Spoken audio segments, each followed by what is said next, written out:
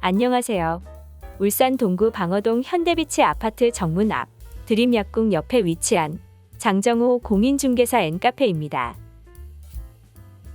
어느 노신사의 인생을 담은 이야기는 크게 인생 3등분이라는 주제로 구분하고 그 지역에서의 학창시절, 직장생활과 지역 볼거리를 소주제로 하여 글과 사진을 정리했습니다. 마산에서 1955년 사남매의 셋째로 태어나 무학산의 정기를 받으며 초중 고등학교 시절을 무탈하게 보냈습니다. 부산은 1975년 부산대학교 조선공학과에 입학한 이후 8년여 동안 캠퍼스 생활을 한 지역입니다. 그 당시에는 예비고사, 본고사 시험을 치르던 시기였습니다. 김포에서 2년 넘게 해병대 LVT 수륙양 용차 운전수로 군대 생활을 한 후 1979년 병장으로 만기 제대했습니다. 울산 현대중공업에서 1982년 대학 졸업과 동시에 입사하여 결혼하고 자녀 키우면서 자기계발도 하는 등 30여 년 현대중공업에서 직장 생활을 했습니다. 2012년 현대중공업에서 퇴임한 후에는 친정집이라 할 수 있는 울산 동구로 돌아와 부동산도 하고 카페도 하는 가게를 차려 제2의 인생을 보내고 있습니다. 나이 70을 바라보며 후회와 반성의 연속이었던 인생 이야기를 영상물로 남겨두고 싶다는 마음이 생겨 자료를 챙기기 시작했습니다. 서재 깊숙이 보관되어 있던 졸업장, 사진, 노트 등 너무 오래되고 빛발에 더 이상 관리하는 것이 어려울 듯하여 영상물로 만들어 유튜브에 업로드하여 동영상으로 보고자 하는 것입니다. 1955년 마산에서 태어나 초중 고등학교를 다녔습니다. 직장 생활을 하면서도 학창 시절을 보낸 마산을 자주 찾았습니다. 마산에서 다녔던 초중 고등학교는 집에서 가까운 위치에 있었습니다. 학교 수업에 충실하며 학창 시절을 보냈습니다. 그 당시 고등학교 갈 때는 시험을 쳐서 들어가는 시절이었습니다. 이런 나의 생활에 큰 영향을 끼친 사람은 어머니였습니다. 2010년 마산, 진해, 창원을 창원시로 통합되기 이전의 마산은 항만공업도시로 예로부터 하포로 불리던 중요한 항구였습니다. 마산 3.15 의거탑은 1960년 3월 15일 부정선거에 항거하여 발생한 3.15 의거를 기념하여 세운 탑이며 4.19 혁명을 촉발하는 계기가 되었습니다. 마산 몽고정은 고려 때 당시 하포이던 이 지역에 일본 원정을 앞둔 몽고군이 주둔하면서 군마의 음료수 확보를 위해 판 것으로 전해지고 있습니다. 마산 돛섬은 국내 최초의 해상유원지로 황금 돼지섬이라고 합니다. 돛섬에 돛은 돼지의 옛말이며 사계절이 꽃 피는 복이 들어온다는 아름다운 섬입니다. 마산 어시장은 조선시대 마산포에 개설되었던 마산장의 명맥을 잇는 전통시장으로 마산 부림시장과 함께 중심 상권을 형성했습니다. 해양 드라마 세트장은 아름다운 해안을 배경으로 야철장, 저작거리, 목조 건물 등 있으며 각종 드라마와 영화의 촬영지로 이용 중입니다. 저도 연륙교는 마산 구봉리와 저도를 잇는 다리로 태국을 배경으로 한 영화 콰이강의 다리 모습과 비슷하다 하여 마산의 콰이강의 다리라는 애칭이 붙여졌습니다. 문신미술관은 우주와 생명의 운율을 시각화하는 작가로 평가받고 있는 문신의 작품을 보존 전시하며 지방 문화예술 발전에 기여하기 위해 설립되었습니다. 진해 환경생태공원은 뛰어난 자연 환경과 습지 생태 환경을 유지하고 있으며 나무 이야기, 습지식물 이야기 등 친환경 생태공원입니다. 주남 저수지는 옛날부터 농경지에 필요한 농업용수를 공급해주던 자연늪이며 1970년 후반부터 가창오리 등 철새 도래지로서 각광을 받고 있습니다. 마산에서 고등학교 졸업한 후 1975년 부산대학교에 입학했습니다. 대학생활 중 해병대에서 병장으로 제대 후 1981년 졸업과 동시에 현대중공업에 입사했습니다. 부산대학교 조선공학과로 갈 그 당시는 예비고사와 본고사를 치르던 시절이었습니다. 1975년 입학 후 조선공학과 전통에 따라 금정산 자락에서 신고식을 했습니다. 동아리에도 가입하여 학업 못지않게 낭만적인 캠퍼스 생활도 했습니다.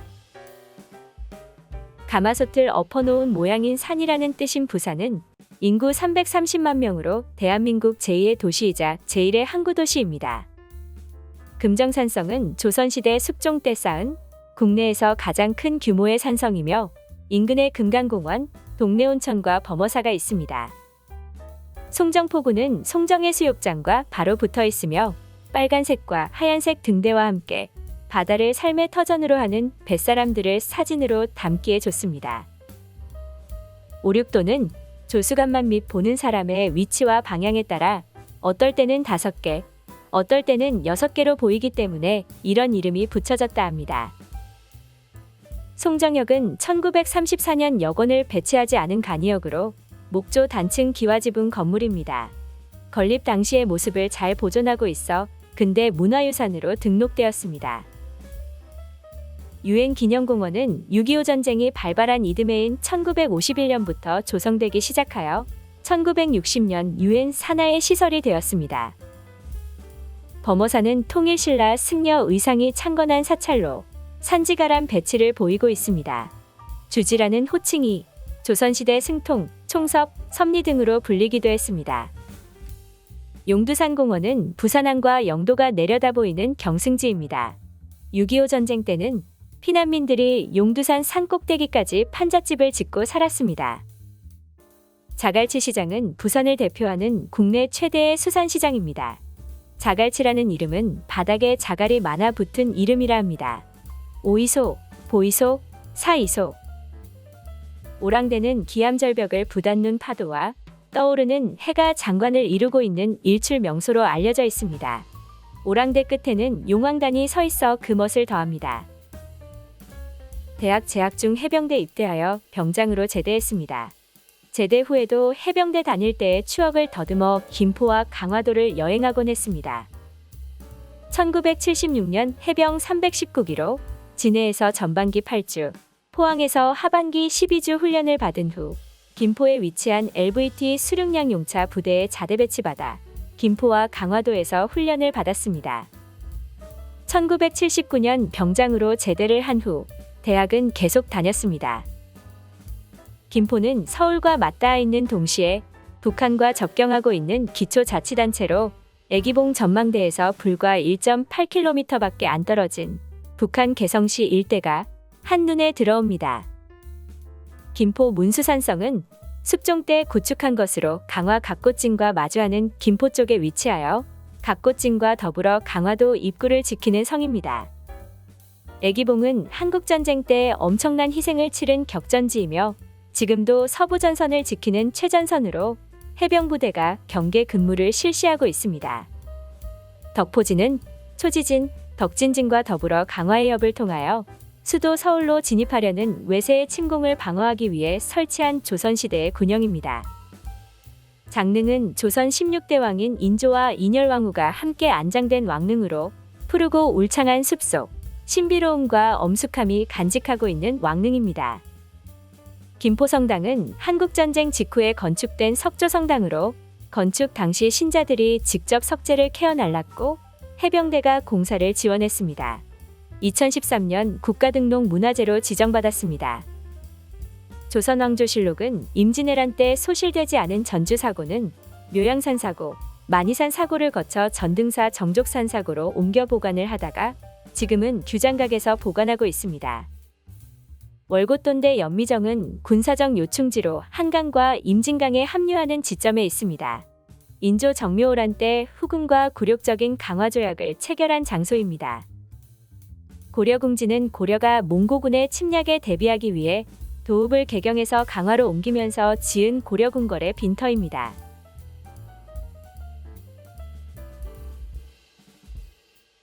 마산 및 부산에서의 학창시절, 김포에서의 군대 생활을 마친 후 울산 현대중공업에 입사하여 30여 년 일을 했으니 울산은 제2의 고향이나 다름없습니다. 1981년 울산 현대중공업에 입사하여 기획, 물류, 생산 및 국내조선 발전을 위해 맡은 바 업무에 최선을 다했습니다. 직장 생활하면서 적은 단상을 책으로도 출판했습니다.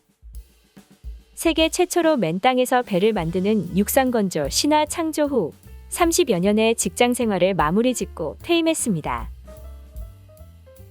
울산은 1997년 광역시로 승격되었으며 한반도 최대의 공업도시인 만큼 제조업이 강하며 그 중에서 3대 산업은 자동차, 석유화학, 정유, 조선업입니다. 방구대 암각화는 태화강의 지류 대곡천의 암벽에 새겨진 선사시대의 암각화입니다. 여러 가지 동물과 사냥하는 모습 등 200여 점의 그림이 그려져 있습니다. 선바위는 울주 범서읍의 대표적인 관광지로 백룡이 살았다는 태화강 상류, 백룡담 푸른 물속에 있는 기암괴석입니다. 십리대숲은 태화강을 따라 십리 약 4km에 걸쳐 펼쳐져 있다고 해서 십리대숲이라 부르며 면적은 약 30만 제곱미터, 울산을 대표하는 생태공원입니다. 베리 끝은 다운동에서 구영리 가는 길, 태화강 부근의 높은 벼랑을 말하며 그 구간 중에서 가장 물이 맑고 깊은 곳을 사군탄이라 부릅니다. 간절곶은 동해안에서 맨 먼저 떠오르는 해를 볼 수 있는 울산 해맞이 일출명소로 알려져 있습니다. 명선도는 울주 서생면에 위치한 무인도로 매미가 많이 울어 유래한 지명이었으나 현재는 신선이 내려와 놀았던 섬이라 하여 명선도로 부르고 있습니다. 외고산 옹기마을은 1950년대부터 현재의 옹기를 굽기 시작하여 천혜의 옹기 장소로 알려져 있으며 전국 50% 이상의 옹기를 생산하고 있습니다. 파래소 폭포는 신불산 자연휴양림 안에 있으며 물이 차갑고 수심이 매우 깊어 가뭄에도 마르지 않는 폭포라고 합니다. 화암 주상절리는 육각형과 삼각형 모양으로 화암마을 강동해안을 따라 200m에 걸쳐 펼쳐져 있으며 수평 또는 수직 방향으로 세워진 목재 더미를 연상케 합니다.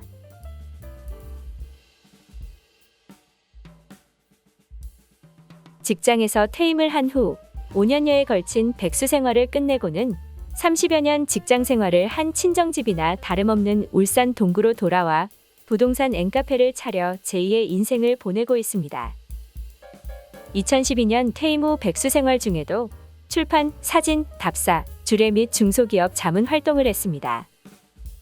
평생 동안 할 수 있는 일을 하기 위해 공인중개사, 바리스타 자격증을 획득하고는 2017년 울산 동구 방어동의 부동산 앵카페로 제2의 인생을 보내고 있습니다.